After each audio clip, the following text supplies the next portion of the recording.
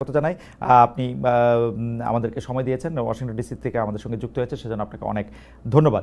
আমাদের সাথে আরও থাকছেন বিএনপির তথ্য বিষয়ক সম্পাদক জনাব আজিজুল বারী হেলাল। জনাব আজিজুল বারী হেলাল, আপনাকে আমাদের অনুষ্ঠানে স্বাগত জানাই। আপনি আমাদের সাথে যুক্ত হয়েছেন, আমাদের সময় দিয়েছেন, সেজন্য আমাদের আন্তরিক কৃতজ্ঞতা এবং শুভেচ্ছা জানবেন।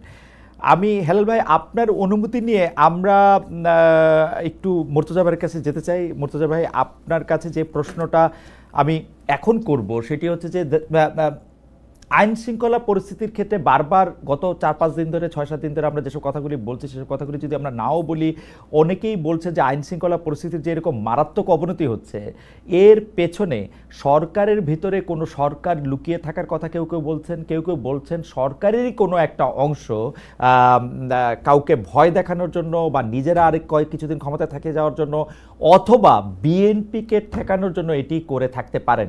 অনেকে ইঙ্গিতটা করছেন এরকমও যে বর্তমান তিনি সেনাপ্রধান আছেন, সেই সেনাপ্রধান যেহেতু সরকার প্রধানকে ব্যর্থ দেখতে চান, তাই তিনি এসবের ক্ষেত্রে পরোক্ষ বা প্রত্যক্ষ ইন্ধন দিয়ে থাকতে পারেন। এ ব্যাপারে আপনার একটু বিশ্লেষণ আমি একটু শুনতে চাই। যে যে অভিযোগগুলোর কথা বা যে প্রসঙ্গগুলোর কথা আপনি সামনে আনলেন, এটা জনমনে এই আলোচনাটা আছে। আমি যদি বলি যে না, এগুলো ঠিক না, তাহলে এটা হবে না। হয়তো ঠিক না, কিন্তু জনমনে এই আলোচনাটা আছে। এই আলোচনাটা থাকার ফলে আছে কেন?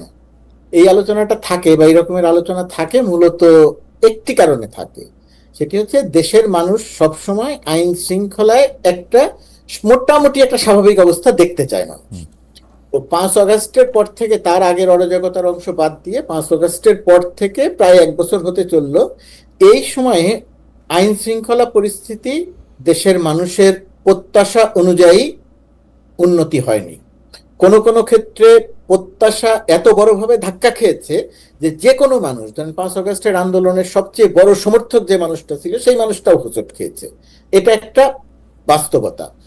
সেই বাস্তবতায় আমি সরকারের খুব ছোটভাবে এবং দেশ থেকে দূরে অবস্থান করে যেভাবে দেখেছি, সেটা দেখেছি যে এক ধরনের একটা চেষ্টা সরকারের মধ্যে আছে, কিন্তু যিনি বা যারা চেষ্টা করছেন তাদের চেষ্টাগুলো সঠিক পথে হচ্ছে কিনা সেটা নিয়ে একটা প্রশ্ন ছিল।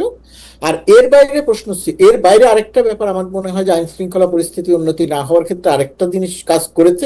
একেবারে যে উন্নতি হয়নি তা না, মাঝখানে শুরুতে যেরকম একেবারে ভেঙে পড়েছিল, তারপরে সেই জায়গা থেকে মোটামুটি ভাবে একটু উত্তরণ হয়েছে। আবার মাঝে মাঝে এমন দু একটা ঘটনা ঘটেছে যে ঘটনার পরিপ্রেক্ষিতে এটা বলার সুযোগ থাকে না যে আইন শৃঙ্খলা পরিস্থিতির উন্নতি হয়েছে। আমার কাছে মনে হয় এটার ষড়যন্ত্র তত্ত্বের চেয়ে আপনি যে সমস্ত কথা বললেন, কেউ কেউ চাইতে পারে বিএনপিকে ঠেকানোর জন্য সেনাপ্রধান এই সরকারকে ব্যর্থ দেখতে চান, এইরকম নানা রকমের ইকুয়েশনের কথা বললেন, আমার কাছে এই ইকুয়েশন খুব বেশি গুরুত্বপূর্ণ নয়। নির্বাচন পিছিয়ে ক্ষমতায় বেশি দিন থাকবে, এই বক্তব্যের কোনো ভিত্তি নেই। এই সরকার, ডক্টর ইউনূসের সরকার, ডক্টর ইউনূস নির্বাচন পিছিয়ে একদিনও বেশি ক্ষমতায় থাকবেন না, এটা আপনি নিশ্চিত থাকতে পারেন। তাহলে এই প্রশ্নগুলো আসে কেন বা এই ঘটনাটা ঘটলো কেন? আমার ধারণা এই ঘটনাটা ঘটলো, এটা আপনি সরকারের ব্যর্থতা বলতে পারেন। সেটি হচ্ছে যে রাজনৈতিক দলগুলোর মধ্যে যে পারস্পরিক শ্রদ্ধাবোধ তৈরি হওয়ার কথা ছিল, তৈরি হওয়ার কথা বলছি, আমি বলছি বিগত 17 বছর ছিল না, তৈরি হওয়ার কথা ছিল। নতুন যে রাজনৈতিক দলটা গঠিত হলো, সেই রাজনৈতিক দলটার সঙ্গে বড় রাজনৈতিক দল বিএনপির যে এক ধরনের হৃদ্যতাপূর্ণ সম্পর্ক মানুষ প্রত্যাশা করেছিল, সেই জায়গাগুলো হয়নি। পরস্পরের থেকে অনেক দূরে অবস্থান করেছে। একসময় বিএনপি জামাত অনেক কাছে ছিল, এখন বিএনপি জামাতের মধ্যে দূরত্ব।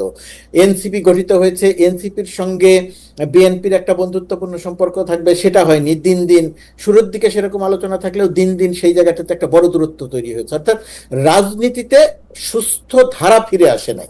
রাজনীতিতে এখনো পরস্পরের প্রতি অভিযোগ দেয়া, ব্লেম দেয়া, এই যে রাজনৈতিক ভাবে একমত হতে না পারে, একমত বলতে সব বিষয়ে একমত হবো তা বলছি না, আমি বলছি মেজর ইস্যুতে একমত হতে পারার যে দুর্বলতা, সেটা আমাদের রয়ে গেছে। এবং সেই রয়ে যাওয়ার সুযোগে আইন শৃঙ্খলা পরিস্থিতির অবনতি হচ্ছে, মাঝে মধ্যেই সেটা অনেক বড়ভাবে অবনতি হচ্ছে, যেটা সাধারণ জনমনে খুব বড় রকমের প্রশ্ন তৈরি করছে।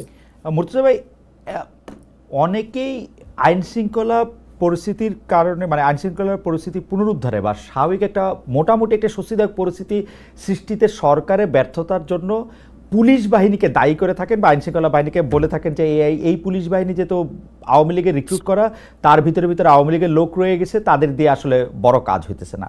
কিন্তু আমি পুলিশ বাহিনীর কথা যাওয়ার আগে আরেকটা কথা বলতে চাই যে ডিজিএফআইকে নিয়ে অনেক প্রশ্ন আসতেছে। সাধারণভাবে বাংলাদেশের মানুষ এইটা বোঝে কিনা যে ডিজিএফআইটা আসলে ডক্টর মোহাম্মদ ইউনূসের আন্ডারেই, তো ডিজিএফআই যদি কোনো মানে ষড়যন্ত্র করে থাকে তাহলে সেটা ডক্টর মোহাম্মদ ইউনূসই করছেন।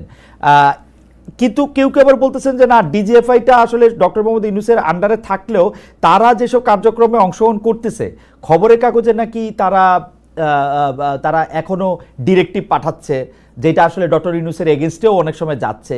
এই ব্যাপারটা আপনার জানা আছে কিনা? মানে ডিজিএফআইটা কি ডক্টর মোহাম্মদ ইউনূসের আয়ত্তের বাইরে চলে গেছে, পাকিস্তানের আইএসআই এর মতো?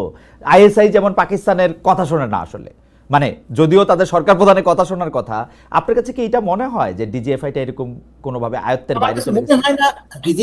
ডিজিএফআই বিগত সময়গুলোতে কি করেছে সেটা আমি জানি, আপনি জানেন, হেলাল ভাইও জানেন, বিএনপি আমাদের চেয়ে কম জানে না, ভালো করে জানে।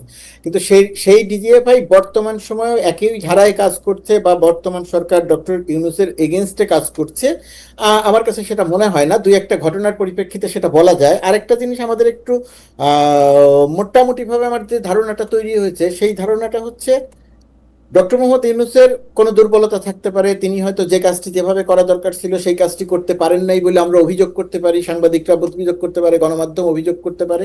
কিন্তু ডক্টর মোহাম্মদ ইউনূসের এগেনস্টে গিয়ে সরকারের কোনো একটা উইং তাকে বিপদে ফেলার মতো কাজ করবে, তারা চেষ্টা করতে পারে, কিন্তু এটা করলে শেষ পর্যন্ত গিয়ে তাদের অনেক খারাপ পরিণতির মুখোমুখি হতে হবে বলে আমার ধারণা। সেই কারণে আমার মনে হয় না যে ডিজিএফআই ওই রকম কোন জায়গাতে এইভাবে কাজ না। মুর্তজা ভাই, আপনি হেলাল ভাইকে সাক্ষী রেখে আমাদের যে প্রত্যক্ষ অভিজ্ঞতা ডিজিএফআই এর, বিশেষ করে গত 20 বছরে, আমি শুধু 15 বছরে বলবো না, এই 15 বছরে এটা সবচেয়ে বেশি হয়েছে, এর আগের 5 বছরও সেটা ছিল, বিশেষ করে তত্ত্বাবধায়ক সরকারের সময়, মানে মঈনুদ্দিন ফখরুদ্দিনের তত্ত্বাবধায়ক সরকারের সময়ও সেটা সাংঘাতিক রকমের ছিল। সরকার প্রধান ডিজিএফআইকে ব্যবহার করে তার কায়েমি স্বার্থ বলি, পলিটিক্যাল উইল বলি, এমনকি চুরি ডাকাতি গুন্ডামি বদমাইশিগুলিও ডিজিএফআইকে দিয়েই করছে। এখন ডক্টর মোহাম্মদ ইউনূস যখন ডিজিএফআইকে এই কাজে ব্যবহার করতেছেন না, যদি আমরা ধরে নেই, তাইলে কি ডিজিএফআই মনে মনে বিদ্রোহ করে এবং তার দুর্বলতার সুযোগ দিয়ে তারা অন্যটা করতেছে কিনা, আপনার এরকম লক্ষণে মনে হয় কিনা? করতেছে কিনা সেটা তো বলতে পারবো না, আমার কাছে এটার কোনো প্রমাণ নাই। কিন্তু আমি আপনাকে আবার একটা কথা বলি, যে আপনি খুব সঠিকভাবে বলছেন যে অন্য সরকার প্রধানরা ডিজিএফআই কে যেভাবে অতীতে ব্যবহার করেছে, আমাদের একটা বড় দুর্বলতা কি, যে আমরা অতীতের সরকারগুলো যে ব্যবহার করেছে, কেউ কোনোদিন এসে এই জবাবদিহিটা নিশ্চিত করতে চায়নি যে এভাবে কেন ব্যবহার করা হয়েছিল। বর্তমান সরকারের সময়ও এই জায়গাটাতে একটা দুর্বলতা রয়ে গেছে। আর ডক্টর মোহাম্মদ ইউনূস যেহেতু ডিজিএফআই কে ব্যবহার করছেন না, ডিজিএফআই এর ভেতরে কোনো একজন দুইজন ব্যক্তির একটা উচ্চাকাঙ্ক্ষা থাকতে পারে যে আমরা আগে এত ক্ষমতা ছিল, এত কিছু করতাম, একে ধরতাম, ওকে মারতাম, একে গুম করতাম, অমুক অফিসে গিয়ে হুমকি দিয়ে আসতাম, আলোচনা করার জন্য কোনো একটা রিপোর্ট নিয়ে কথা বলতে বলতে প্রধানমন্ত্রী এই নিউজটা পছন্দ করেন না, এটা পত্রিকা অফিসে গিয়ে বলে আসতাম। এখন আমরা সেই কাজগুলো করতে পারিনি, এটা যদি কেউ মনে করে থাকেন করতে পারেন। এতদিন ক্ষমতা ভোগ করছেন, সেই জায়গাতে করে থাকতে পারেন, কিন্তু সরকারের জায়গা থেকে এটাকে প্রথমত উৎসাহিত করার কোনো কারণ বা সুযোগ নাই, ডক্টর ইউনূস এটা করছেন না। দ্বিতীয়ত কথা, কেউ যদি এটা করে থাকেন, করতে পারেন, একবার দুইবার তিনবার করতে পারেন, কিন্তু তিনি যখনই চিহ্নিত হবেন তখন আপনি নিশ্চিত থাকতে পারেন তার বিরুদ্ধে কঠোর ব্যবস্থা নেওয়া হবে। এই ব্যবস্থা নেওয়ার জায়গাটা থেকে কেউ বিরত। আমি আপনার কাছে আবার ফিরবো যে সরকারের কন্ট্রোলটা আইন শৃঙ্খলা বাহিনীর উপর কতটা আছে সেই প্রসঙ্গ করে, কারণ কন্ট্রোল করতে হলে কিছু আমরা মানে নিয়ন্ত্রণ করতে হলে কিছু লক্ষণও আমরা বিচার করতে পারি, সেই লক্ষণগুলি আমরা বিচার করবো। আমরা একটু হেলাল ভাইয়ের কাছে যাই। হেলাল ভাই, আপনাকে আমি যে প্রশ্ন করতে চাইছিলাম, দর্শকরা সেরকম প্রশ্নই করতেছে আসলে, বা মন্তব্য দিতেছে, আমি মন্তব্যগুলির কিছু জিস্ট পড়ে শোনাই, তাইলে মানে বা একটা দুটা জিস্ট বলি, কারণ মানুষ আবার নিজেদের নামে না, কিরকম মানে ছদ্মনামে, যেমন আমি যে মন্তব্যটা এখন দেখতে পাচ্ছি সেটা হচ্ছে ক্লাসিক মার্ট, মানে এটা তো নিশ্চয়ই মানুষের নাম হইতে পারে না, এটা কোন একটা দোকানের নাম ব্যবহার করে বা প্রতিষ্ঠানের নাম ব্যবহার করে সে লিখতেছেন। উনি বলতেছেন যে বাট মন্তব্যগুলি এরকম যে, খালেদ ভাই, আমার একটা প্রশ্ন, আমি একদম কোট আনকোট করতেছি, যারা দলের কর্মী নিয়ন্ত্রণ করতে পারে না তারা 18-20 কোটি মানুষের দেশ চালানোর স্বপ্ন দেখে। হেলাল ভাই, আমার প্রশ্ন, আমি ধরে নিলাম যে বিএনপি এই কর্মীদের বহিষ্কার করছে, বা তারা আসলে বিএনপির কর্মী কেমন কর্মী তা আমরা জানি না। আমরা 4,500-এর বেশি কর্মীকে, বিএনপি থেকে নেতাকর্মীকে বহিষ্কার করা হয়েছে, নেতাদের কথা বলার জন্য শোকজ দেওয়া হয়েছে, দলের প্রধান বারবার আহ্বান জানাচ্ছেন যে আপনারা এগুলি করবেন না। কিন্তু আমি এই পুরা কাজটাকে দেখতেছি হচ্ছে অরণ্যের রোদন। নেতার কাজ, নেতার কথা, নেতার আহ্বান কর্মীরা শুনতেছেন না। এখন আপনি বলতে পারেন যে 18 কোটি দেশের লোকে 4,500 কি এমন নাম্বার, বিএনপি 5 কোটি 7 কোটি লোকের মেম্বার, তার কি এরকম নাম্বার? না হেলাল ভাই, ঘটনা এটা না। সত্যি সত্যি আপনি আমার উপরে আস্থা রাখতে পারেন। আপনি এই অনুষ্ঠানে আসবেন জেনে গত 2-3 দিনে বাংলাদেশের অন্তত 30টা জেলার বিভিন্ন মানুষের সাথে আমি কথা বলছি। সব মানে আমি যাদের সাথে কথা বলছি তাদের বেশিরভাগের অভিযোগ হচ্ছে চাঁদাবাজি করতেছে বিএনপি, থানা উপজেলা দখলে নিছে বিএনপি, ইউএনও অফিসে ঢুকা যায় না হচ্ছে বিএনপির লোকদের জন্য। হেলাল ভাই, আমার অজ্ঞতা ক্ষমা করবেন, কিন্তু এইটাই এখনকার পরিস্থিতি। আপনি যদি আমাদের একটা ব্যাখ্যা করতেন। আমি এখন বলতে চাই যে আসলে ক্ষমতায় ডক্টর মোহাম্মদ ইউনূস বৈশা নাই, ক্ষমতা এখন অলরেডি বিএনপির কাছে, যেটাকে পাওয়ার আমি বলি, সেইটা হেলাল ভাই যদি একটু বলতেন। ধন্যবাদ আপনাকে। বিএনপি যদি নির্বাচিত হয়ে ক্ষমতায় আসতো তাহলে হয়তো বাংলাদেশ উপকৃত হতো, আমরা সবাই উপকৃত হতাম। যেহেতু এখনো নির্বাচন হয়নি, সুতরাং বিএনপি ক্ষমতায়, এই কথাটা ওইভাবে বলা যাবে না। এখন বক্তব্য হলো যে বিএনপি, আপনি জানেন যে এটা কোনো ক্যাডার ভিত্তিক সংগঠন না, এটা একটা multi class organisation. That means এটা গণমুখী একটা সংগঠন, এবং কর্মী রিক্রুটেড যে পদ্ধতি সারা পৃথিবীতে, সেই পদ্ধতিতে আমাদের দলে আপনার কর্মী সংগ্রহ করা হয় বা আপনার সাপোর্টাররাও আসেন। এখন আপনি দেখবেন যে আমরা এই সমস্ত যে সমস্ত সাপোর্টার বা কর্মী বা সমর্থকরা যখন কোনো অন্যায়, হয়রানিমূলক বা নির্যাতনমূলক কর্মকাণ্ড করে, সেটাকে আমরা অ্যাড্রেস করছি কিনা, অ্যাকসেপ্ট করছি কিনা, নাকি ডিনাই করছি, এটা কিন্তু একটা ইম্পর্টেন্ট জিনিস। আমরা সেটাকে অ্যাকসেপ্ট করছি, আমরা ডিনাই করছি না, এবং আমরা যে আমাদের যে ক্ষমতা, সেই ক্ষমতা নিয়ে আমরা তাদের উপরে একটা ব্যবস্থা নিচ্ছি। আমার এখানে একটা বক্তব্য যে এই যে আন্দোলনী যে কর্মীগুলো আপনি বলছেন, এই আন্দোলনী কর্মীদেরকে আবারও পুলিশে গ্রেফতার করার জন্য আমরা অনুরোধ করছি। আমি যদি একটা উদাহরণ দিই, যে আমাদের নাটোরে একটা ইন্টারনাল আমাদের একটা কনফারেন্স হচ্ছিল, সেখানে আমাদের বিএনপি নিজেদের মধ্যে একটা গন্ডগোল হয়। আমরা তখন কেন্দ্র থেকে প্রতিনিধি পাঠিয়ে যারা যারা গন্ডগোলে জড়িত তাদের নামে মামলা দেওয়ার জন্য আমরা পুলিশকে বললাম। পুলিশ আমাদের মামলাটা না নিয়ে বলল যে এটা যারা ভিকটিম বা সংক্ষুব্ধ তারা মামলা করবে। আবার দেখেন একই ঘটনা নরসিংদীতেও ঘটেছে। পয়েন্ট নাম্বার 2, এবার আপনি আসেন যে ঢাকার যে পুরনো ঢাকার যে ঘটনাটা ঘটলো, যে নৃশংস পৈশাচিক হত্যাকাণ্ড, নেককারজনক হত্যাকাণ্ড, আমরা এই ঘটনাটাকে যারা যারা জড়িত তাদেরকে বিচার এবং গ্রেফতারের জন্য অনুরোধ করলাম, আহ্বান জানালাম, এবং আমরা কখনো এটাকে ডিনাই করলাম না। আমার কাছে কোশ্চেন হলো যে ভিডিওতে আপনি দেখলেন যে বড় পাথরটি এনে প্রাণঘাতী আঘাতটা করা হলো এই ছেলেটাকে, সেই ব্যক্তিটাকে কিন্তু এখনো আইডেন্টিফাই করা গেল না, সেই ব্যক্তিকে ধরা ছোঁয়ার বাইরে রয়ে গেল, এবং তার নামে মামলাও হয়নি। পরিবার থেকে বলছে যে কেন তার নামে মামলা হচ্ছে না, মানে যে প্রাণঘাতী আঘাতটা করলো। এটা দিয়ে হেলাল ভাই, আমি এই বয়ানটা আমি বুঝাতে চাচ্ছি, আমি ন্যারেটিভটা 3-4 দিন ধরে বিএনপির লোকদের কাছে শুনতেছি, তারা আইডেন্টিফাই করা যায় নাই দেখে কি বুঝা গেল? আপনার প্রশ্নের উত্তর দিয়ে বুঝাচ্ছি যে আপনি যে বলছেন যে দল তার সংগঠনকে সংগঠিত করতে পারছেন, তাই বলছি। সেই উত্তরে বলছি যে আমরা আমাদের যে স্বার্থ, মানে সমর্থ না, আমাদের যে সক্ষমতা, যে সাংগঠনিক সক্ষমতা, আমরা তার ক্ষমতাই নেই যে তাদেরকে আমরা গ্রেফতার করব বা বিচার করব। এখন আপনি বলেন যে কোন রাজনৈতিক দল কি কোনো ডিসিপ্লিনারি ফোর্স, যে আপনার ডিসিপ্লিনারি ফোর্স আমি কোশ্চেন দেখেন, বাংলাদেশের প্রতিটা রাজনৈতিক দলে এই সমস্যা তো রয়েই গেছে। হেলাল ভাই, আমি কোশ্চেনটা কোন রাজনৈতিক দল বলেন? না কোন রাজনৈতিক দল দিয়ে তো আমার আসলে এখন প্রসঙ্গ না, প্রসঙ্গ বিএনপি নিয়ে। আমি আমি আমি আমি যেটা বলতে চাই যে বিএনপি একটা রাজনৈতিক দল হিসাবে বাংলাদেশে এখন বর্তমানে যেসব দল রাজনীতি করতেছে তার মধ্যে সবচেয়ে বড় দল হিসাবে বিএনপি তো চলতে হয় না, বিএনপি তো একটা ব্যয় আছে। বিএনপি কি কর্মীদের, নেতাদের মাধ্যমে টাকা সংগ্রহ করে না, যেটাকে আমরা চাঁদা বলে থাকি ভালোবেসে? না না না, করে এটা কিনা? এটা এটা এটা না, এটা হলো আমাদের যারা যে কমিটিগুলো আছে, অর্থাৎ আপনি সমর্থক শুভানুধ্যায়িত না, আমরা যারা কমিটির মেম্বার, অর্থাৎ আমরা যারা কমিটির লোক, তাদের আমাদের একটা মান্থলি আমরা একটা পেমেন্ট পার্টিকে করি, খুব অল্প না না, পরিমাণ। সেটা তো এটা সদস্য তো আছে। চাঁদা।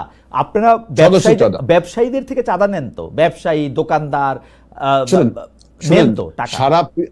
আমি একটা কথা বলি, সারা পৃথিবীতে রাজনৈতিক দলগুলো যেভাবে তাদের ফান্ড ক্রিয়েট করে, বিএনপি নিশ্চয়ই তার বাইরে না, তার বাইরে করে হেলাল ভাই। না, হেলাল ভাই আমি উদাহরণ দেই, হেলাল ভাই আমি উদাহরণ দেই। আমি যেই দেশে আসি বা মুর্তজা ভাই যে দেশে আছেন, সেই দেশে পার্টি ফান্ডে আপনার টাকা দিতে হলে সেটাতে রসিদ দেওয়া হয়, সেটা ওয়েবসাইটে ঘোষণা করতে হয়, সেটা ইনকাম ট্যাক্সেও ঘোষণা করতে হয়, পার্টি ফান্ডে আমি এত টাকা দিলাম। না, আপনি যখন প্রেসিডেন্ট ইলেকশন হয়, বিএনপি কি তাই? আপনি যখন দেখেন, যখন প্রেসিডেন্ট ইলেকশন হয় আমেরিকার, তার আগে যখন যে প্রাইমারি যে আপনার জনসভাগুলো হয়, সেখানে যে ফান্ডটা কালেক্ট হয়, সেখানে আপনি বলছেন যে একদম স্বচ্ছ হয়, একদম স্বচ্ছ, প্রতিটা পয়সা বাংলাদেশ কিন্তু বাংলাদেশ কিন্তু এই কালচারে যাবে, এটা আমরা বিএনপি বিশ্বাস করে, এবং এই কালচারে যাবে বিধায় তো আমরা। হেলাল ভাই আপনি আমাকে ভুল বুঝেন না, এটা হচ্ছে যে খালি প্রশ্ন করি তো সেজন্য ভুল বোঝার জায়গা আছে, কিন্তু বাংলাদেশ ওই জায়গায় যাবে এটা আমি মানি। আমি বিএনপি কে সিঙ্গেল আউট করতেছি না, আমি শুধু প্রশ্ন করতেছি যে বিএনপি তার কর্মী নেতাদের মাধ্যমে মানুষের কাছ থেকে চাঁদা আদায় করে কিনা। আমরা বললাম তো, আমাদের যে সদস্য চাঁদা, এর বাইরে আমার চাঁদা আদায় করতে হবে কেন, আপনি তাই বলেন। আমাদের মনে করেন, আমি তো বিএনপি চালাই না, আমি কেমনে বলবো চাঁদা আদায় করতে হবে কিনা? চাঁদা নেয় কিনা সেটা বলেন, আপনি বলেন না নেয় না, না শোনেন, নেই না বা না নেই, এই প্রশ্নের উত্তরটা এইভাবেই দিতে হবে যে সারা পৃথিবীতে রাজনৈতিক দলগুলো যে স্বচ্ছতার মাধ্যমে চাঁদা বা আপনি সদস্য চাঁদা বা ডোনেশন বলেন যেভাবে নেই, বিএনপি তার ব্যতিক্রম কিছু না। আপনি যদি বলতে পারেন কাউকে হুমকি দিয়ে চাঁদা নিয়েছে কিনা, যেটা বাংলাদেশে বিভিন্ন রাজনৈতিক দল যেমন হুমকি দেয়, যেটা চাঁদাটা না দিলে তোমাকে মামলায় ফাঁসিয়ে দেব, চাঁদাটা না নিলে তোমার জমি দখল করব, এই কাজ বিএনপি করে কিনা এইটা আপনি দেখেন। এখন আমার দলে অনেক নেতা আছে, তারা বড় বড় ব্যবসায়ী। এখন সে মনে করে আমি যদি আজকে অনেক টাকার মালিক হই বৈধভাবে, আমি পার্টিকে কিছু টাকা ডোনেট করতেই পারি, করতে পারি না? আবার আমি যদি পার্টির বাইরের কোন লোককে যদি হুমকি দিয়ে টাকা নিই, তখন আপনি বলতে পারেন যে হ্যাঁ আপনি তাকে হুমকি। বিএনপি একটা স্বচ্ছ রাজনীতির কথাই, কিন্তু আমরা আমাদের এই 31 দফা যদি আপনি ভালোভাবে বিটুইন দ্য লাইন্স পড়েন, আমরা কিন্তু বলেছি যে স্বচ্ছ প্রক্রিয়ার মধ্যে রাজনৈতিক স্বচ্ছতা আনতে হবে। ভাই এইখানে গল্পটা আমি এইখানে কি একটু আপনাকে জানতে চাইতে পারি যে ধরেন পার্টি যারা বিএনপি করে, ধরেন ঘোষণা দেয়া যায় বিএনপি সদস্য বা বিএনপি শুভাকাঙ্ক্ষী, তারা বাইরে, যেমন ধরেন আমরা কয়েকদিন আগে দেখলাম যে কেউ একজন ওয়ালটনের কাছ থেকে চাঁদা চাইতেছে বা কেউ একজন কারো কাছ থেকে ফোন নাম্বার নিচ্ছে, আপনার এরকম ব্যবস্থা বিএনপিতে নাই? আমি আপনাদের খালিদ ভাই আমাকে একটু বলেন, দেখেন আমার এই তত্ত্ব দিচ্ছি, আমি একটা থিওরি, কিভাবে নেবেন যাবে না। চাঁদাবাজি বা সন্ত্রাসী is a case of individuals, it is not a case of political decision. এখন কেউ ওয়ালটনের কাছে চাঁদা চাইলো, সে তার নিজস্ব চাঁদাটা চাইলো, সে যখন বিপদে পড়ে তখন সে পার্টির নামটা ইউজ করে, তখন পার্টি সেটাকে স্বীকার করছে কিনা বা পার্টি ব্যবস্থা নিচ্ছে কিনা, এইটা আপনি দেখবেন।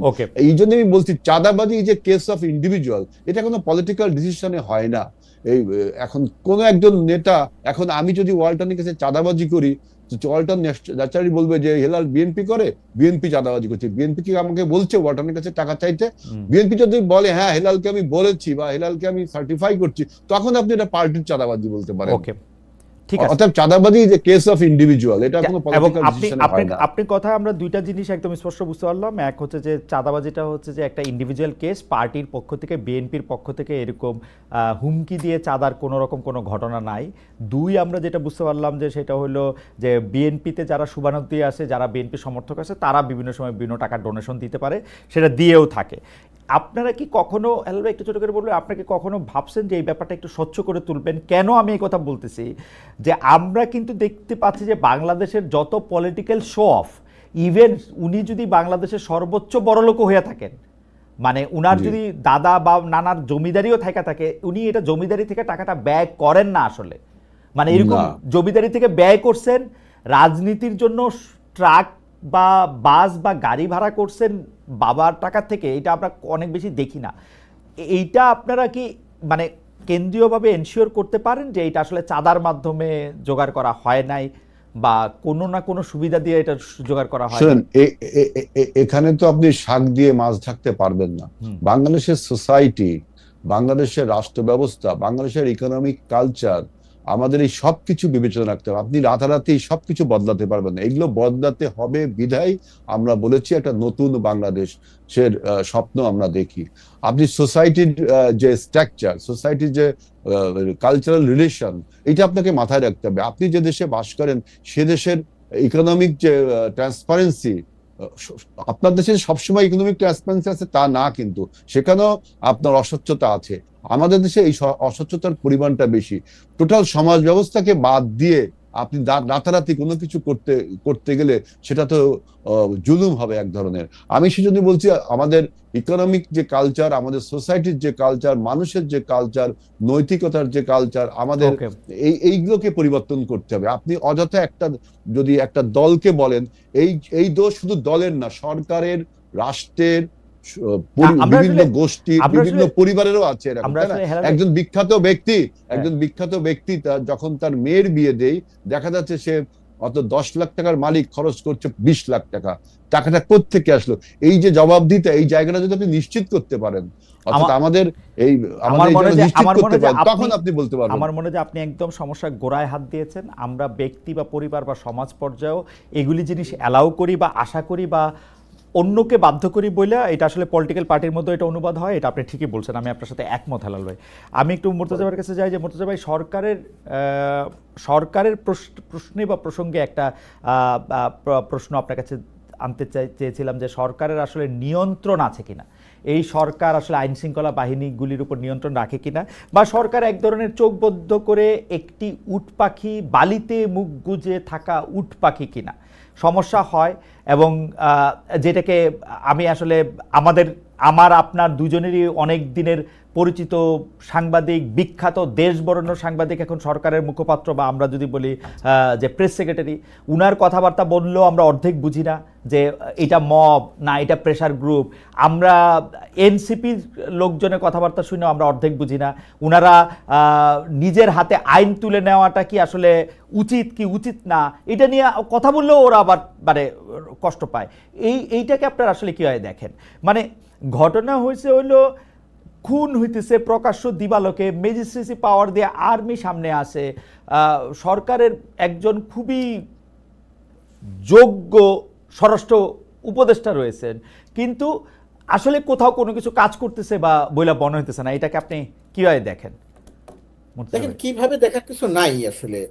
সাধারণ মানুষ যে চোখে দেখে, আপনি যে চোখে দেখেন, হেলাল ভাই যে চোখে দেখেন, ওই একটা চাঁদাবাজি বা একটা হত্যাকাণ্ড বা একটা অপকর্মের সঙ্গে বিএনপির কোনো একজন নেতা যখন বা কর্মী যখন জড়িত থাকেন, তখন হেলাল ভাই বা হেলাল ভাইয়ের উপরের নেতারা যেভাবে দেখেন, সাধারণ মানুষও সেভাবেই দেখেন। সুতরাং এইটাকে লুকানোর কিছু নাই। বালিতে মুখ লুকিয়ে আমি বলতে পারবো না যে সবকিছু ঠিক আছে, 1 নম্বর। 2 নম্বর হচ্ছে, আমি যে জায়গাটা বুঝি সরকারের আন্তরিকতার জায়গাটা নিয়ে, আমি মনে করি যে সরকারের একটা আন্তরিকতাটা আছে, কিন্তু সরকার যে জায়গাগুলোতে এখনো পর্যন্ত, আপনার প্রথম প্রশ্ন যে কন্ট্রোল এস্টাবলিশ করতে পারে নাই, সেটা তার অন্যতম একটা গুরুত্বপূর্ণ জায়গা হচ্ছে আইন শৃঙ্খলা পরিস্থিতি। সেই আইন শৃঙ্খলা পরিস্থিতি কন্ট্রোল করতে না পারার ক্ষেত্রে একটা প্রধানতম কারণ, সেনাবাহিনী ম্যাজিস্ট্রেসি ক্ষমতা নিয়ে রাস্তায় থাকলেও এই মূল কাজটা যেহেতু পুলিশ করে বা পুলিশকে করতে হয়, তো পুলিশকে এখনো পর্যন্ত পুরোপুরিভাবে অ্যাক্টিভ করা যায় নাই। না করতে যাওয়ার কিছু লজিক্যাল কারণ আছে। পুলিশের ভেতরে যে দলীয়করণ, যে সন্ত্রাসী কর্মকাণ্ড হয়েছিল, সেটার থেকে পুলিশ বিরত আছে এখন, কিন্তু এখনো পর্যন্ত পুরোপুরিভাবে কাজ করছে না। বিগত সরকারের সময় নিয়োগ পাওয়া লোকজন রয়ে গেছে, গুরুত্বপূর্ণ জায়গাগুলোতে তাদের অনেকে এখনো রয়ে গেছে। সবকিছু মিলিয়ে আমি যদি এটাকে এই অংশটুকুকে সামারাইজ করি, যে কন্ট্রোল প্রতিষ্ঠা করা বলতে যেটা বোঝায়, সেটা আসলে সরকার পুরোপুরিভাবে করতে পারে নাই। যে কারণে আপনি যে সমস্ত কথা বললেন, সেই সমস্ত কথা আরো অনেকে বলছে, আপনি একাই বলছেন না। এখন প্রশ্ন হচ্ছে, আমি যদি সরকার হই আর আপনি প্রশ্ন করবেন অথবা সমালোচনা করবেন, আমি এতে তেলে বেগুনে জ্বলে উঠবো, নাকি আমি মনে করব যে এই যে প্রশ্নটা করা হলো, এই যে সমালোচনাটা করা হলো, এই বিষয়টা আমি নতুন করে একবার একটু চিন্তা করব।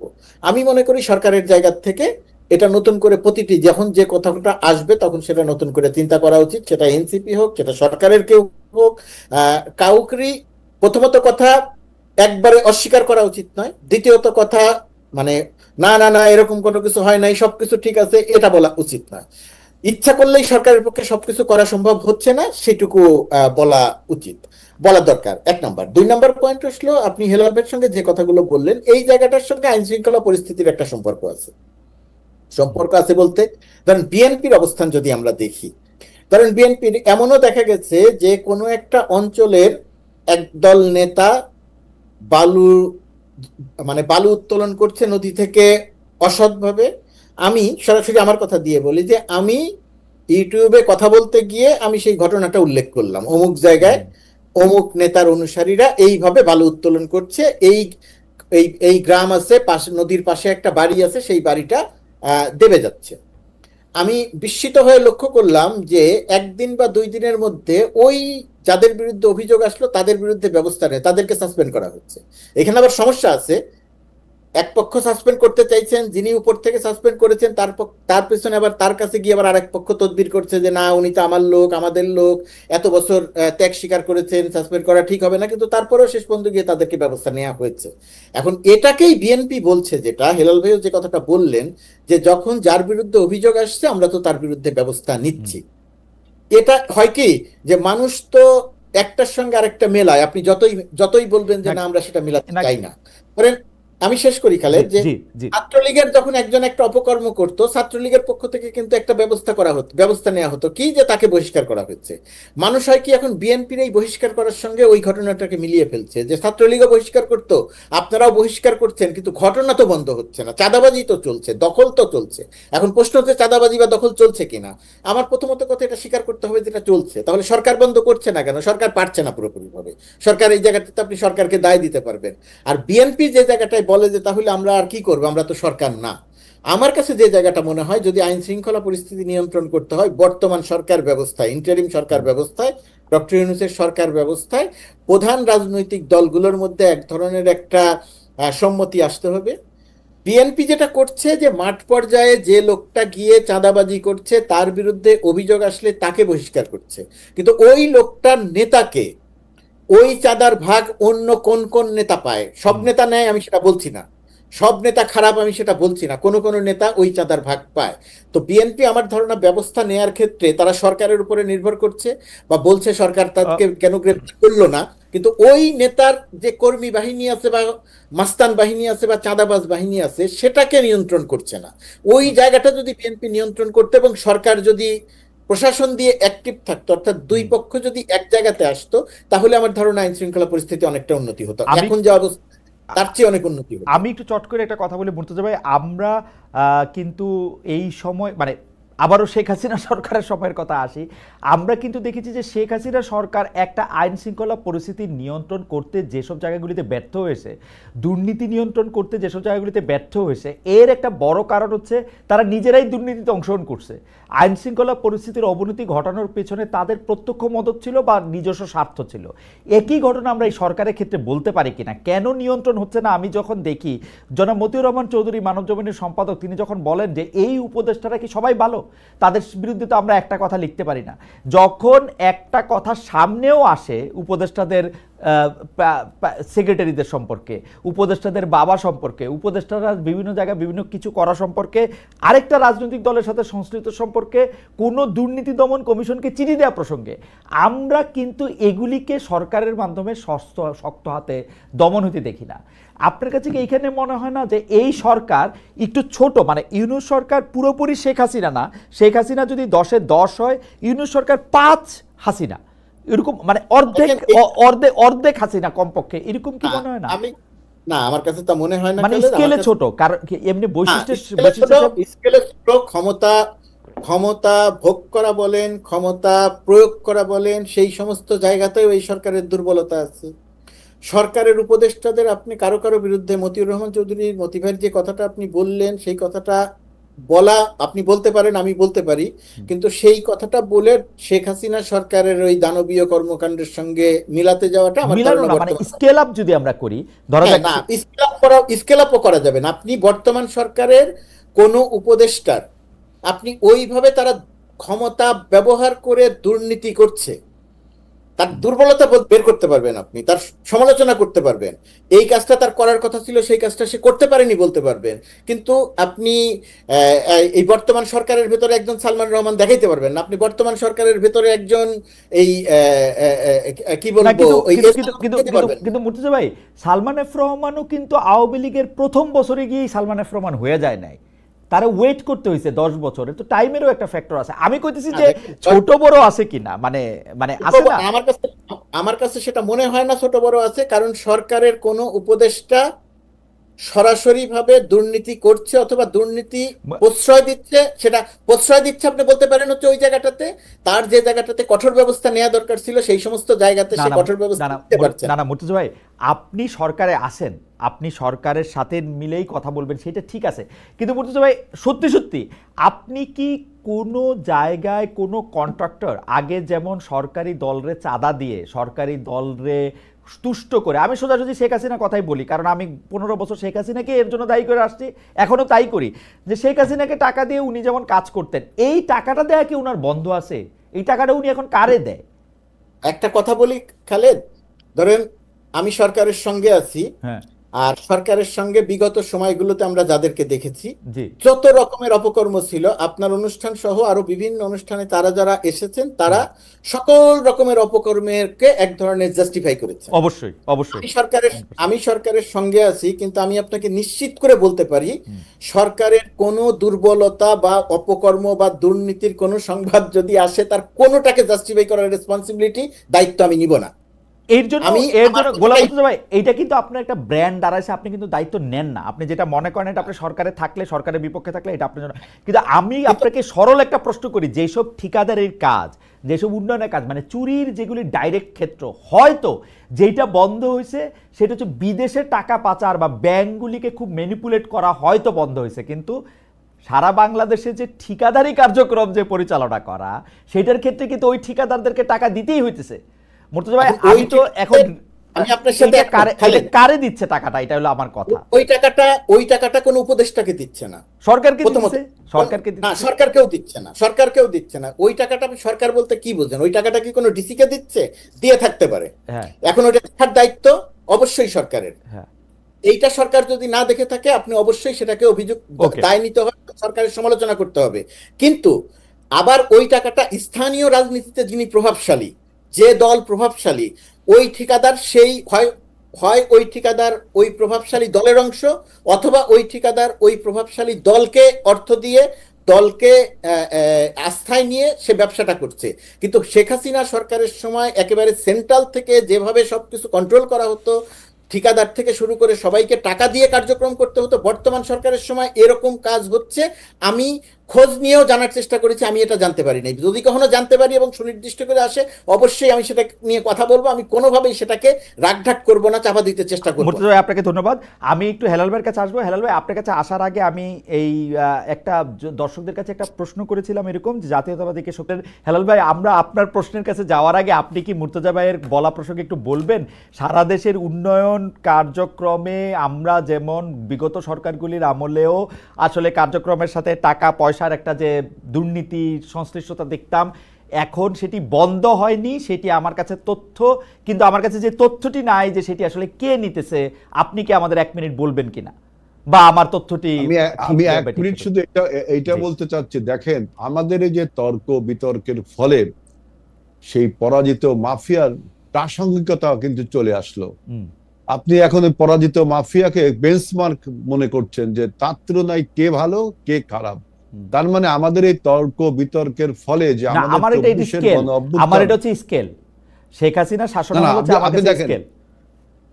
এটা স্কেল বলতে কি আপনি বেঞ্চমার্ক বোঝাচ্ছেন যে এটা স্ট্যান্ডার্ড মাপ? না, স্ট্যান্ডার্ড না, মানে হচ্ছে যে আমার বিবেচনায় আমি বলতে চাচ্ছি যে এই যে আমাদের তর্ক বিতর্কগুলো হচ্ছে, আমরা সবাই 24-এর গণঅভ্যুত্থানে অংশগ্রহণ করেছি মাফিয়ার পরাজয় করবার জন্য। সেই মাফিয়ার প্রসঙ্গ যখন চলে আসে, তখন বুঝতে হবে যে আমাদের 24-এর গণঅভ্যুত্থান কি আপনার আবারও পরাজিত হতে যাচ্ছে। এইখানে আমি বলতে চাচ্ছি, দেখেন বাংলাদেশে এখন এই যে দোষারোপের রাজনীতিতে পিক অ্যান্ড চুজ একটা খেলা শুরু হয়েছে, কোন ঘটনাটাকে চুজ করবে, কোন ঘটনাটাকে পিক করবে। আপনি দেখেন যে যে পুরনো ঢাকায় যে ঘটনাটা ঘটলো সেটাকে যেভাবে একটা ব্যবসায়িক হত্যাকাণ্ড, নো ডাউট, এ ব্যাপারে আপনাদের কারো কোনো দ্বিমত নেই। সে বিএনপি সমর্থন হতে পারে, যারা মেরেছে তারাও বিএনপি করতে পারে, যারা মার খেয়েছে তারাও বিএনপি করতে, কিন্তু এটা তো রাজনৈতিক হত্যাকাণ্ড না, এটা তো একটা ব্যবসায়িক হত্যাকাণ্ড। সেই ব্যবসায়িক হত্যাকাণ্ডকে রাজনৈতিক হত্যাকাণ্ড হিসেবে প্রচার করা হচ্ছে, তাই না? একই সাথে আপনি দেখবেন আমাদের খুলনায় আপনার রক কেটে গুলি করে হত্যা করা হলো, এবং রক কাটা কালচার কাদের, রক কাটা বাহিনী কাদের বলায় সবাই জানে। এই ঘটনাকে পিকো করা হলো না, এই ঘটনাকে আপনার রাজনৈতিক মহলে তত্ত্বগতভাবে বিশ্লেষণ করার বিষয় আনলো না। একই সাথে দেখেন উপদেষ্টা আসিফ মাহমুদের এলাকায় মুরাদনগরে একই পরিবারের 3 জনকে হত্যা করা হলো, সেই ঘটনাটাকেও কিন্তু আপনি আলোচনা জগতে আনলেন না, বরঞ্চ উপদেষ্টা বললেন যে আমরা নাকি এখন প্রস্তর যুগে বসবাস করছি। আমার তখন প্রশ্ন জাগে, তাহলে এই প্রস্তর যুগের জন্য কি আপনি দায়ী না? যেহেতু আপনি প্রো এস্টাবলিশমেন্ট অথবা এস্টাবলিশমেন্টের পক্ষে আছেন, আপনি সরকারে আছেন।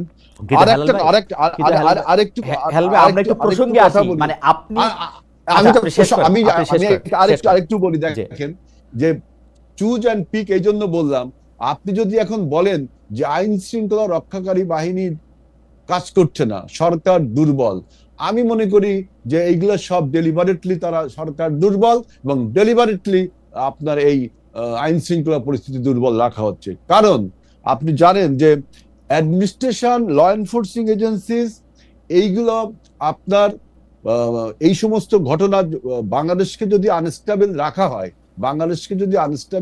হয়, তাহলে লাভ কার? লাভ হলো মাফিয়া যারা পরাজিত হয়েছে 24-এ, এবং তাদের যে দোসররা আজকে বাংলাদেশের বিভিন্ন জায়গা ছড়িয়ে ছিটে আছে, তাদের লাভ যে বাংলাদেশ যদি আনস্টেবল থাকে, বাংলাদেশ যদি অস্থিতিশীল থাকে। আরেকটি লাভ আছে আমাদের পার্শ্ববর্তী রাষ্ট্র ভারতের, যারা চায় বাংলাদেশ তাদের ক্লায়েন্ট স্টেট হোক।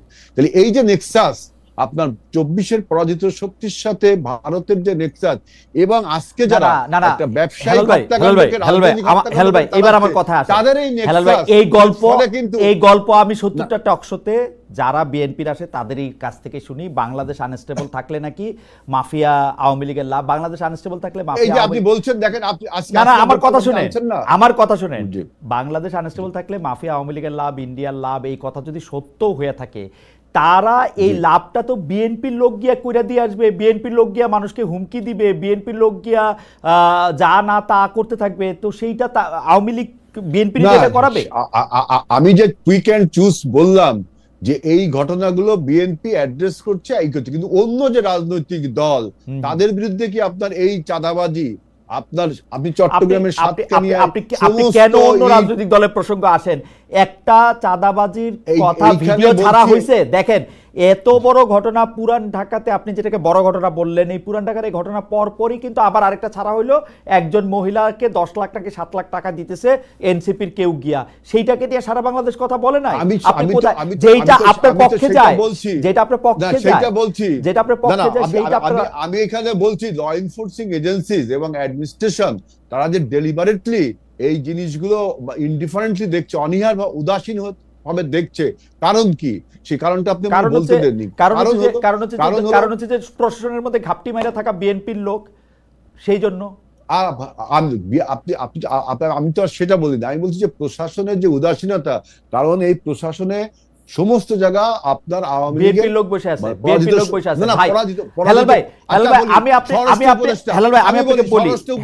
আপনাকে বলি, বাংলাদেশে কোন প্রশাসনে এখন আওয়ামী লীগের লোক নাই না, স্বরাষ্ট্র উপদেষ্টা আওয়ামী লীগের লোক নাই এখন, কারণ স্কিম মানে স্বরাষ্ট্র উপদেষ্টা খুদাবক্স, উপ উপদেষ্টা খুদাবক্স, খুবই অ্যান্টি আওয়ামী লীগ লোক, খুবই অ্যান্টি আওয়ামী লীগ না, 111 এখানে অ্যান্টি আওয়ামী লীগ আর প্রো আওয়ামী লীগ বলছি না, খুবই অ্যান্টি আওয়ামী লীগের লোক না, তিনি 111 কুশীলব না, 111 কুশীলব তো সবাই, 111 কুশীলব তো ইউনূস সাহেব, 111 কুশীলব তো সবাই। বিএনপি একটা জিনিস করবে, কুশীলব হবে না? সবাই তো না, আমি সেটা আমাকে দেখেন, আপনি প্রশাসনের পুলিশের আইজি এবং পুলিশ কমিশনার, এইটা আপনি নিয়োগ দিয়েছেন চুক্তিভিত্তিক, একটা ল এনফোর্সিং এজেন্সিতে চুক্তি ছাড়া লোক পাবেন কই? এখন গত 15 বছর তো সব আওয়ামী লীগের লোক, বাকিদের তো রিটায়ার করে দিয়েছে, আপনি চুক্তি ছাড়া লোক পাবেন কই? তারপরে আপনি রিক্রুট করতেন, আপনি আইজি এখন রিক্রুট করবেন, আপনি এখন আইজি মুর্তজা ভাইকে বানাবেন, মানে আরো লোক আছে না আপনার যারা তো ওএসডিতে ছিল, সেগুলি তো যে সমস্ত সেগুলি ভালো তো ভালো কর্মকর্তা। ভালো ভালো না, কর্মকর্তা OSD ভাই, আপনি একটা জিনিস না, না, বোঝেন, আপনি একটা জিনিস বোঝেন চুক্তিভিত্তিক হেলাল ভাই, আমি একটা জিনিস বলি আপনাকে। এখন এডিশনাল আইজি লেভেলের লোক থেকে একটা আইজি লেভেলের লোক আপনি নিয়োগ দিতে হবে। এডিশনাল আইজি পর্যন্ত উনি পৌঁছাইছে? উনি কি আওয়ামী লীগের শেখ হাসিনার সরাসরি প্রশ্নে অংশগ্রহণ করেই না ওখানে পৌঁছাইছে? তার আগ নাইলে তো সে ওইখানে নাই। না, তো লোক চুক্তিভিত্তিক আনবে না, কেমনে আনবে? না, চুক্তিভিত্তিক নিয়োগ আপনার ল এনফোর্সিং এজেন্সিতে এটা মানানসই না। তাদের সাথে এই জন্য তো দেখেন ঊর্ধ্বতন কর্মকর্তার সাথে ঊর্ধ্বতন কর্মকর্তা, আপনি দেখেন না যে ঊর্ধ্বতন কর্মকর্তার সাথে নিম্ন স্তরের কর্মকর্তারা যে মেলবন্ধন বা কেমিস্ট্রি, সেটা কিন্তু হচ্ছে না। বিধায় আজকে হেলাল ভাই, আমি আপনাকে আবার কথাটা বলি, তাহলে আপনি বুঝতে পারবেন। আমি শিওর যে দর্শকরা বুঝতে পারবেন। ঘটনা হইতেছে হচ্ছে শেখ হাসিনা যখন এই দেশ থেকে পালায় গেছে, তখন পুলিশ বাহিনীর অবস্থাটা কি? পুলিশের আইজি থেকে শুরু করে এডিশনাল আইজি, ডিআইজি, এমনকি এসপি লেভেল পর্যন্ত সব কয়টা লোক শেখ হাসিনার হ্যান্ডপিক করা, অলমোস্ট সব কয়টা লোক, 70 থেকে 80% লোক।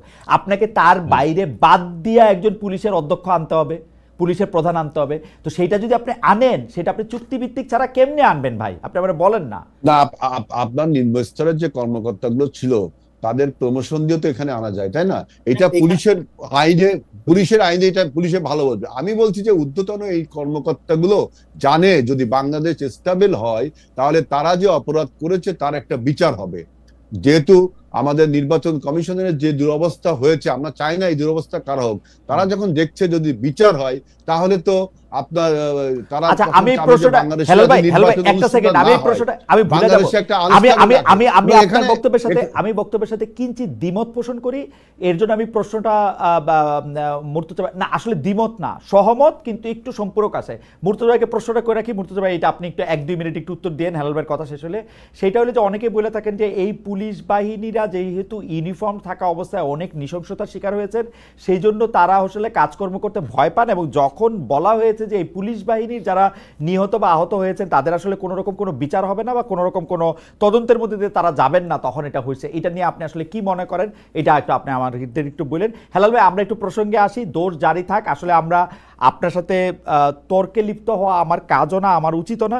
আমি যেটা আপনাকে বলতে চাই, আপনি যেখান থেকে বললেন রক কাটা বা আপনাদের রাজনৈতিক প্রতিপক্ষ সম্পর্কে, সেটা নিয়ে আমি একটু প্রশ্ন করতে চাই। দেখেন, আমরা যখন 90-এর গণ আন্দোলন করছি, আপনি সেটা সামনের সারির সৈনিক, আমি পিছনের সারির হইলেও সৈনিক। আমরা কিন্তু একটা জিনিস ঠিক করছিলাম যে আমরা জামায়াতে ইসলামী বা জাতীয় পার্টিকে মূলধারা রাজনীতিতে আমরা অংশ নিতে দিব না। এই বিএনপি কিন্তু জামাতে ইসলামীকে সামনে নিয়ে এসে জামাত ইসলামীর সাথে রাজনীতি করে, জামাত ইসলামীর লোকজনের গাড়িতে পতাকা দিয়ে জামায়াতে ইসলামীর কথায় পরিচালিত হয়ে একরকমভাবে বিএনপির জামায়াতিকরণ করে তারপরে বিএনপিকে চালাইছে। এখন হঠাৎ করে এখন আবার আপনাদের সাথে যে জামাত ইসলামের ম্যাট্রিক্স, সেটা কি লোক দেখানো? সেইটা কি আওয়ামী লীগ আর জাতীয় পার্টির যে ম্যাট্রিক্স ছিল সেই রকম, নাকি অতি অন্যায়ভাবে আপনারা জামায়াতের পিছনে লাগতেছেন শুধুমাত্র আওয়ামী বিরোধী ভোট ব্যাংকে অ্যাড্রেস করার জন্য? একটু যদি আমাদের বলতেন হেলাল ভাই। না, বিষয়টা এরকম না। আমরা বলছি যে দেখেন, যে বর্তমানে বাংলাদেশের সামনে বার্নিং কোশ্চেন হলো একটা নির্বাচিত সরকার। এর থেকে বড় কোনো সুন্দর উত্তম ব্যবস্থা আর নেই।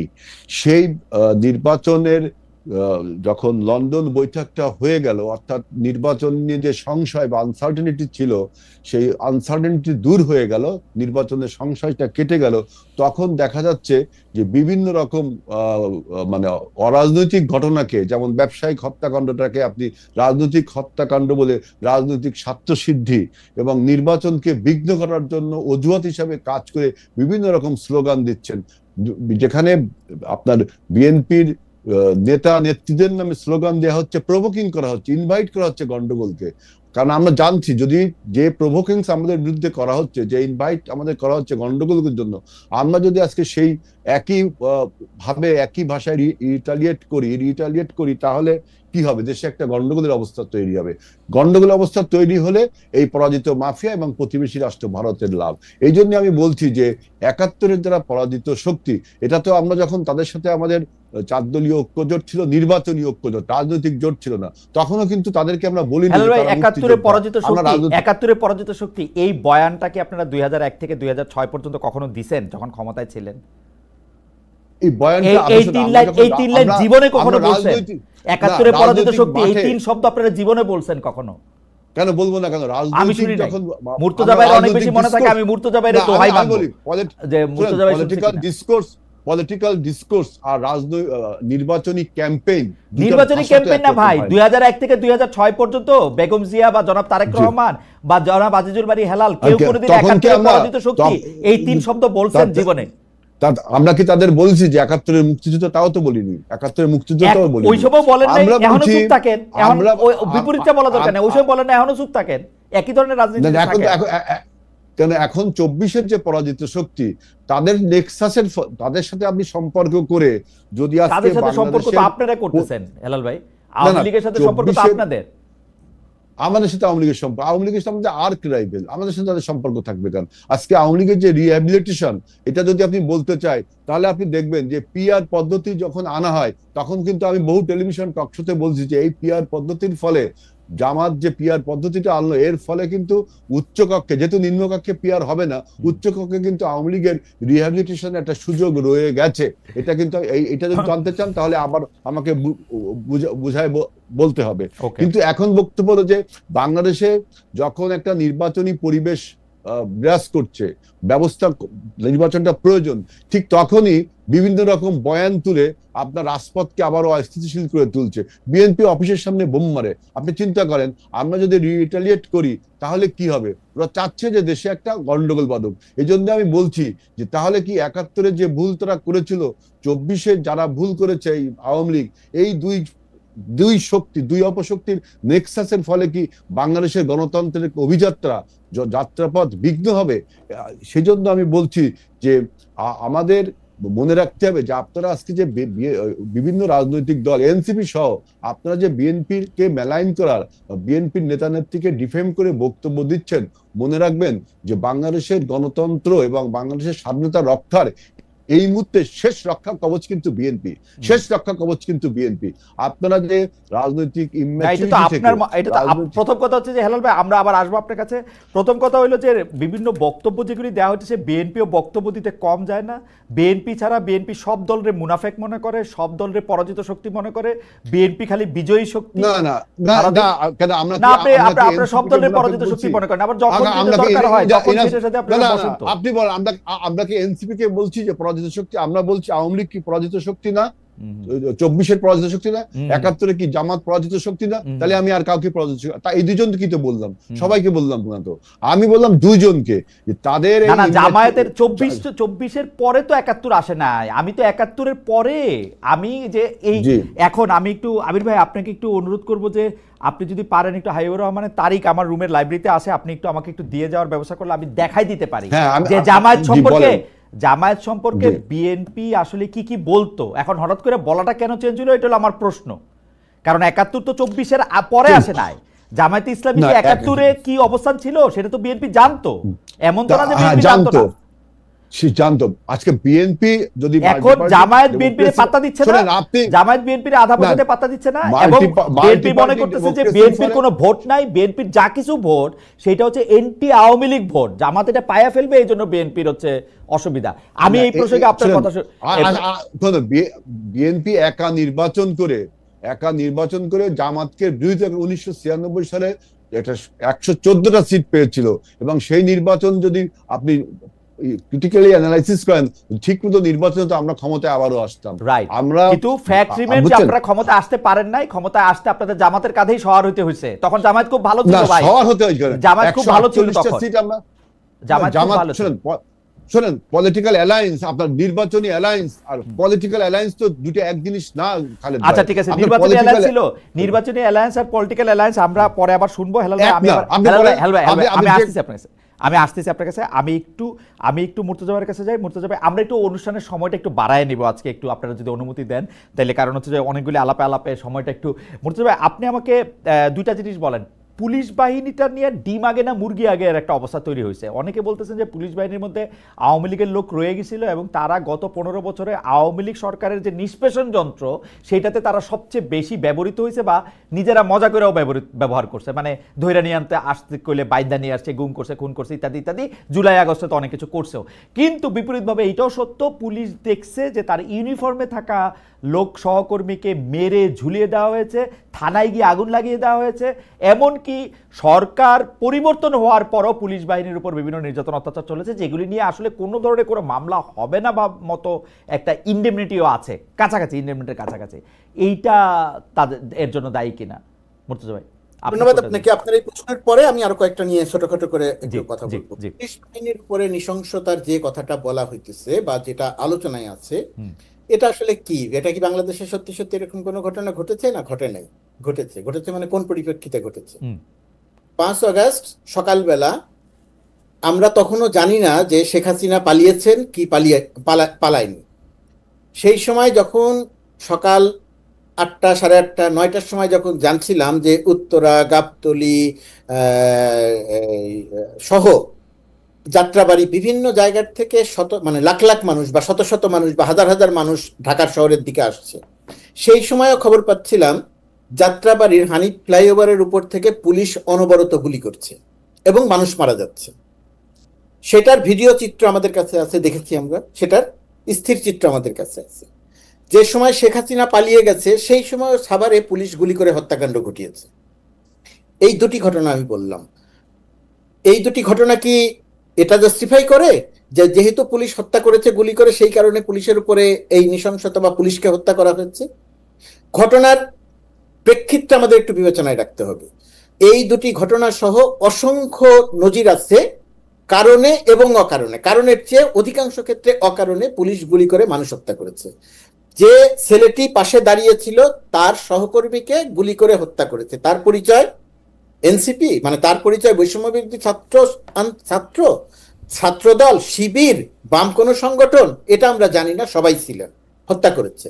এই যে হত্যাযজ্ঞ চলেছে, হত্যাযজ্ঞ চলার সময়ে পুলিশের, তারও আরো অনেক আগে থেকে পুলিশের বিষয়ে সাধারণ জনমানুষ এবং বিশেষ করে আন্দোলনকারীদের যে মনোভাব তৈরি হয়েছিল, পুলিশ একটা সরাসরি শত্রুতে পরিণত হয়েছিল। সেই শত্রুকে যখন সে সামনে পেয়েছে নির্দয়ভাবে তাকে হত্যা করেছে। এরকম হত্যার ঘটনা বাংলাদেশে ঘটেছে। থানা পুড়িয়ে দেয়া, যে থানা পুড়িয়ে দিয়ে 13 জনকে হত্যা করা হয়েছে, ওই থানার ঘটনাটিকে আমরা জানি। সারা দিন ধরে ওই থানা থেকে মানুষকে উদ্দেশ্য করে গুলি করা হয়েছিল, গুলি করে বিক্ষুব্ধ মানুষকে আটকে রাখা হয়েছিল। যখন পুলিশের গুলি শেষ হয়ে যায় তখন বিক্ষুব্ধ জনতা থানার ভেতরে ঢুকে যায়, যে যেভাবে পেরেছে আগুন দিয়েছে, পিটিয়ে মানুষকে হত্যা করেছে। এটার চেয়ে বড় কোনো সত্য আর কিছু নাই, এটার সবচেয়ে বড় সত্য।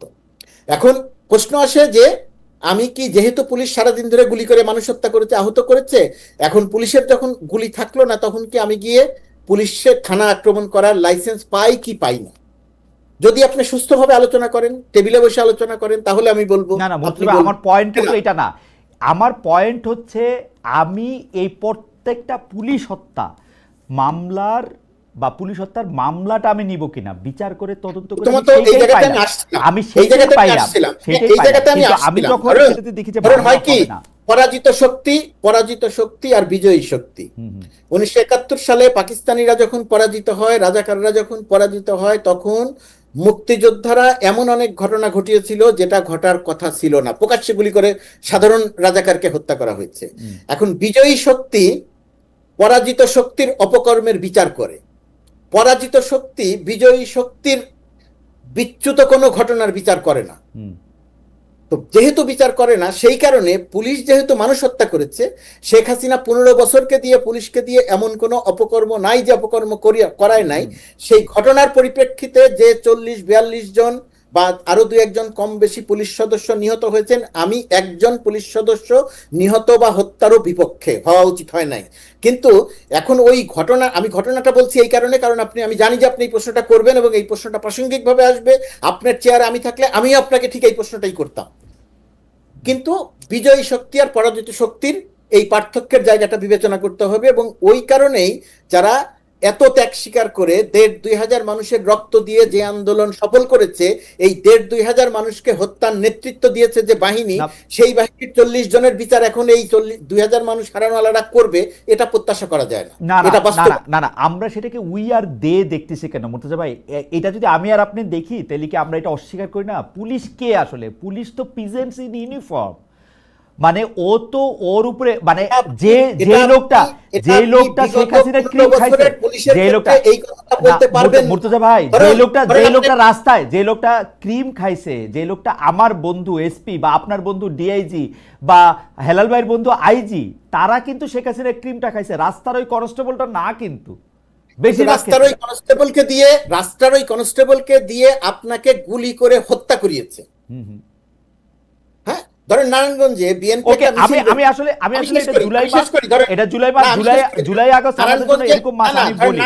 বিএনপি একটা মিছিল বের করলো, কোন কারণ ছাড়া চাষারায় গুলি করে 2 জন মানুষকে মেরে ফেলা হলো। মুন্সিগঞ্জে কোন কারণ ছাড়া গুলি করে 2 জন মানুষকে মেরে ফেলা হলো। বিষয়টি হচ্ছে আইজিপি ক্রিম খেয়েছেন, কিন্তু গুলিটা তো ওই কনস্টেবলকে দিয়ে করানো হয়েছে। বিএনপির ওই কর্মীরা যদি কোনোদিন সুযোগ পেত তাহলে ওই পুলিশের অবস্থা কি হতো? আমি আপনাকে বলি মুর্তজা ভাই, এটা ধরেন আমরা যারা মানে জুলাই আগস্ট আসলে গত বছরের কথা, এই সময়টার মধ্যে থেকে আমি আপনি আমাদের মধ্যে আসলে মানে অনেকেই আমরা এইটা অস্বীকার করতে পারবো না যে পুলিশ কি পরিমাণ অট্রোসিটি আসলে চালাইছে, পুলিশের নামে আসলে কি করা হয়েছে না করা হয়েছে সেটা আমি জানি না। কিন্তু আমি বলতে চাইছিলাম যে এই একটা ইউনিফর্ম ফোর্সের ওইখানে এই তদন্তগুলি কইরাও তো এগুলি সামনে আনা যাইতো। কারণ প্রতিটা হত্যা, প্রতিটা খুন, প্রতিটা মৃত্যু, প্রতিটা আইন নিজের হাতে তুলে নেওয়ার যদি আমরা এটাকে আইন হাতে তুলে নেওয়া বলা যাবে না। না না, এইটাকে বলা যাবে না। আচ্ছা ঠিক আছে, আমরা 5 তারিখের পর থেকে তো বলতে পারবো। 5 তারিখের পর, 5 তারিখ পর্যন্ত বলে 5 তারিখের পর। জি হেলাল ভাই, আমি কিছু বলতে চাচ্ছি। আমার এখানে কিন্তু আরো অনেক কথা বলার ছিল এই প্রসঙ্গে। মুর্তজা ভাই আমি একটু বলি, দেখেন পরাজিত শক্তিকে মারতে হবে এমন কোন বিধান পৃথিবীতে আছে বলে আমি মনে করি না। মনে করেন 91 সালের নির্বাচনে আমরা আওয়ামী লীগ ইলেকশন করেছি, আওয়ামী লীগ হেরে গেছে, তারপরে আওয়ামী লীগকে মারতে হবে না। এখানে বলা হচ্ছে যে বড় ভুল বুঝাবুঝি থেকে যাবে। আপনার পক্ষে বলছি। হেলাল ভাই একটা সেকেন্ড, আমরা সময়কে বাড়াই দিছি 1 মিনিট, মুর্তজা ভাইকে 1 মিনিট দেন, বক্তব্যটা খালি শেষ করুক। আমরা সময় বাড়াই দিছি, আপনি বলুন। এটা ভুল বোঝাবুঝি থাকবে। আমি কোনো অবস্থাতেই বলছি না যে পুলিশকে মারতে হবে বা পুলিশের মারা ঠিক ছিল। আমি বলছি যে ঘটনার পরিপ্রেক্ষিতে যে অবস্থা তৈরি হয়েছিল, সেই অবস্থায় বিক্ষুব্ধ জনতা যে কর্মটা করেছে সেটা ঠেকানোর কোনো উপায় কারো ছিল না। আমি একটি হত্যাকাণ্ডের পক্ষে কথা বলছি না। আমি শুধু প্রশ্ন আমি একটু বলি, এই যে পরাজিত শক্তি আর বিজয়ী শক্তি, কিন্তু যে অপশক্তি মনে করেন 24-এর গণ অভ্যুত্থানে পরাজিত হয়েছে অপশক্তিরা, এটা অপশক্তি। এই অপশক্তিকে আপনি নির্মূল করার জন্য যখন বলছেন তখন একটা থিওরি চলে আসে যে এটা যেমন বিপ্লব। যদি বিপ্লব হতো তাহলে আমরা ফ্রান্স বিপ্লবে দেখেছি গিলোটিনের নিচেই মাথা গেছে কত লোকে নির্বিচারে, বাদ বিচারহীন ভাবে, কোনো বিচার টিচার নেই। এবং বিপ্লবে সারা পৃথিবীর ইতিহাসে এইটাই হয় যে ওই পরাজিত অপশক্তি তখন তাকে ওইভাবে হত্যা, নির্যাতন, গুম, খুন চলে। এখন আপনি বলতে পারেন বাংলাদেশে তো 24-এর গণ অভ্যুত্থানের বিপ্লব হয়নি, গণ অভ্যুত্থান হয়েছে, এটা তো ডিবেট রয়েই গেছে। সুতরাং 24-এর গণ অভ্যুত্থানের 5ই আগস্টের পরে যে ব্যাকলাশটা হয়েছে, যে পরিমাণ ব্যাকলাশ হওয়ার কথা ছিল 17 বছরের পুঞ্জীবিত ক্ষোভের পরে, তার অনেক কম হয়েছে। বরঞ্চ আমি মনে করি 8ই আগস্ট যখন সরকার গঠন হলো তখন আমি দেখলাম কিছু সমস্যা আরো বেড়ে গেল, অর্থাৎ একটা সরকারের দুর্বলতা প্রকাশ পেল। এটা আরেকটি আলোচনা। সেজন্য আমি বলছি যে অপশক্তিকে, যে পুলিশকে 5ই আগস্ট থেকে 8ই আগস্ট পর্যন্ত যে সমস্ত ঘটনাগুলো সব বিচ্ছিন্ন, এগুলো আমি পরিকল্পিত বলবো না, বিচ্ছিন্ন। এটাকে আপনি বিপ্লব আখ্যা দিয়ে জায়েজ করতে পারেন, আবার গণ অভ্যুত্থান আখ্যা দিয়ে না জায়েজও করতে পারেন। কিন্তু যে অপশক্তি, সেখানে মানুষের যে রোষ, যে রোষানল, সেটার শিকার তারা হয়েছে। এই ব্যাকলাশটা পৃথিবীতে সবসময়, এইটা নিয়ে আলোচনা করে আপনি অনেক বড় বড় বই লিখতে পারবেন, অনেক তথ্য দিতে পারবেন, তাহলে কিন্তু এটাই অনেকগুলো স্বাভাবিক প্রসঙ্গ জিনিস। ছিল যেটা নিয়ে ছোট ছোট করে কিছু বলার ছিল। জি, আসতেছি আমি মুর্তজা ভাই আপনার কাছে। যে আর মুর্তজা ভাই, আর আর- আর আর হেলাল খালেদ ভাই, ভাই, হেলাল আরেকটা ভাই, কথা, হেলাল ভাই, আপনার কাছে আরেকটা আমি কথা, প্রশ্নটি আসবো। আপনি কি 111 কে সার্টিফাই করছেন? এই কি যে করতে? খোদা বক্সের কথা বললাম, তাহলে কি 111 কে সার্টিফাই করছেন? কারণ 111 এর ফলে বাংলাদেশ ভারতের হেজিমনিতে পরিণত হয়েছিল। আমি বলি, তাহলে 111 কে আমি বলি সার্টিফাই হেলাল ভাই, করছেন আপনি? হেলাল ভাই, এখনকার ঘটনা হইতেছে যে এটা সবচেয়ে ভালো জিনিস হচ্ছে সবকিছুই রয়ে যায়। 111-এর 1 বছর পূর্তিতে তৃতীয় মাত্রায় জিল্লুর রহমান ভাইয়ের অনুষ্ঠানে আমি গেছিলাম, ব্যারিস্টার সারা হোসেন গেছিলেন, রুবায়েত ফেরদৌস গেছিলেন 111 1 বছরের পূর্তিতে। আমি জি। ওইখানে গিয়াও, তখনও কিন্তু 111-এর সরকার আছে, আমি ওইখানে গিয়েও ওই সরকারের বিপক্ষেই বলছিলাম। বলছিলেন। কোনো অনির্বাচিত সরকারের পক্ষে আমার 1 সেকেন্ড অবস্থান না। না, আমি সেই জন্যই বলছি সেজন্য যে বলতেছি, 111 এর কিন্তু যারা খোদাবক্সকে তারা এখন ক্ষমতায় আছে। না, আমি খোদাবক্সকে আপনি ব্যক্তি 111-এর খোদাবক্স সাথে না। মিলাইয়া আপনি ওই জিনিস, খোদাবক্স 111-এর সময় খুব ছোট একটা না। পণ ছিল, ভেরি না, এখন- ইনসিগনিফিকেন্ট না, একটা। এখন যে পুলিশ উদাসীন, পুলিশ যে আপনার উদাসীন, আপনি যদি ফেইলার বলেন বা উইক বলেন, তাহলে বলবো যে আপনি ভুল ব্যাখ্যা করছেন, ভুল থিওরি দিচ্ছেন। পুলিশের কিছু কিছু ঊর্ধ্বতন কর্মকর্তা ইচ্ছাকৃতভাবে আচ্ছা বাংলাদেশের হেলাল ভাই, আমি আইন আপনার কাছে শৃঙ্খলা আসতেছি। পরিস্থিতিকে- আমি মুর্তজা ভাইয়ের কাছে খুব দ্রুত ছোট ছোট যে দুই একটা জিনিস ছিল, আর মুর্তজা ভাই আপনি এইটা একটু প্রথমে একটু অ্যাড্রেস করে নিলে ভালো হয়। আমরা টোটাল 2-3 মিনিট আপনার সঙ্গে এই পর্যায়ে কথা বলবো। সেটা হলো যে আপনি কি মনে করেন যে যেহেতু খোদাবক্স আসলে খোদাবক্স সাহেব আছেন হচ্ছে পুলিশেরও বস হিসাবে, মানে আইজিরও বস হিসাবে, উনি মন্ত্রী পদমর্যাদায় বা প্রতিমন্ত্রী পদমর্যাদায় আছেন, তো সেইটা কি আসলে ইচ্ছা করে উনি করতেছেন, পুলিশকে দুর্বল করে রাখতেছেন? এটাও যদি একটু আপনি বলতেন। এটা আসলে এই প্রশ্নের উত্তরটা একেবারে হাঁ বা নাতে দিয়ে দিলে আরো বড় বড় ভুল বোঝাবুঝি হবে। আমি আচ্ছা। প্রথমত কথা সেটা মনে করছি না, 1 নাম্বার। হুম। 2 নাম্বার হচ্ছে এই যে হেলাল ভাই বেশ কয়েকটা কথা বলেছেন, হুম। বেশ কয়েকটা কথা বলেছেন। এখন তার এই এই এই জায়গাটাতে চুক্তিভিত্তিক নিয়োগের কথা বলেছেন, পুলিশের নিয়োগ হয় না। হেলাল ভাই এটা খুব ভালো করে জানেন যে বিগত 15 বছরের সরকারে পুলিশকে যেভাবে টপ টু বটম সাজানো হয়েছিল, তাহলে পুরো পুলিশ বাহিনী বাতিল করে, নিয়োগের কথা যদি বলে, পুরো পুলিশ বাহিনী বাতিল করে আবার নতুন একটা বাহিনী করতে হবে। কিন্তু এই ইন্টারিম সরকারের পক্ষে সেটা করা সম্ভব নয়। বিএনপি যদি নির্বাচিত হয়ে ক্ষমতায় যায়, ওই বিএনপির পক্ষেও সেটা সম্ভব হবে না, প্রথমত কথা। দ্বিতীয়ত কথা, এই সরকার যে সমস্ত চুক্তিভিত্তিক নিয়োগ দিয়েছে, অধিকাংশ ক্ষেত্রে এটা বাধ্য হয়ে নিয়োগ দিতে হয়েছে তাকে। আশেপাশে কোনো লোক পাওয়া যায় নাই, এমন কোনো গোয়েন্দা সংস্থা ছিল না যেটার একেবারে নেতৃত্ব থেকে শুরু করে পুরা জিনিসটা ছাত্রলীগের কর্মী দ্বারা পরিচালিত হতো।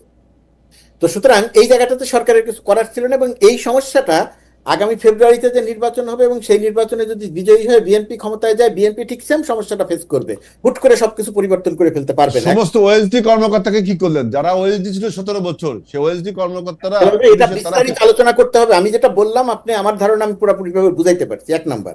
2 নাম্বার, এখানে